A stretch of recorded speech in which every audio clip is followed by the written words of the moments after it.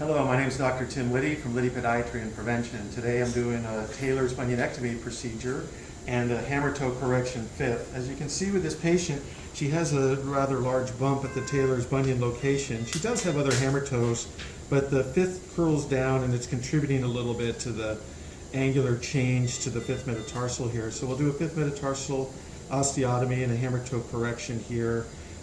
This will help create an alignment, and the improved alignment will be diminished. The shoe pressure that is causing most of her pain and discomfort will diminish.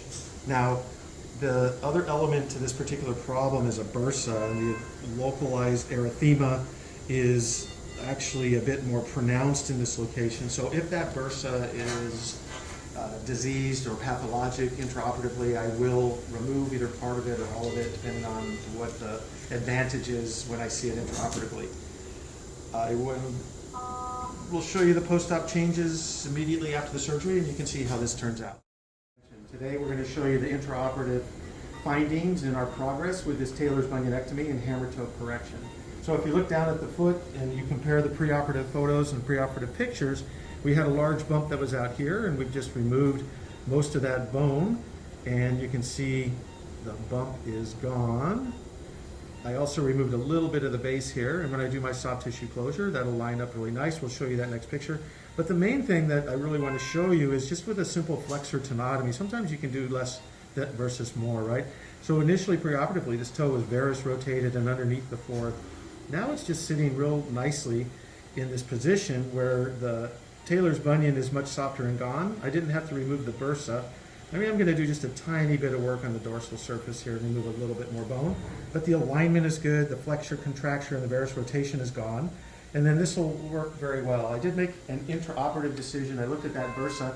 It didn't look super inflamed, right? I hate to remove a bursa that's a normal anatomical feature in a location, and as such, it provides a cushion, which is a nice advantage for anybody that needs it when they're doing their daily hiking or walking activities, whatever shoes they're wearing. So in this case, I'm going to leave the bursa. I will inject it postoperatively with some steroid. That'll shrink it down, take the inflammation down. So I'll do a final touch-up video. You'll see the end result and how it looks when it's closed. We've completed our Tailor's bunionectomy and hammertoe correction for our patient. So if you can recall originally when we showed you photos in the preoperative position, you saw a large bump emanating from this area, and it was red and kind of puffy. There was a bursal sac that was underneath. We showed you that intraoperatively. The other element was the fifth toe. It had a varus rotation, which more or less I'll show you on the fourth. It was contracted like this, and then it was rotated and then falling under the next toe. So this toe from the pre-op picture was over here. So I'll load the foot. You can see it still has a little contracture. It just kind of looks natural for all the rest. But we did a flexor tenotomy, a tiny little incision on the side there, released that flexor tendon, and then that just allowed the toe to come up. It still maintains its natural flexion position in the sagittal plane, but it's no longer rotated and falling underneath the fourth toe.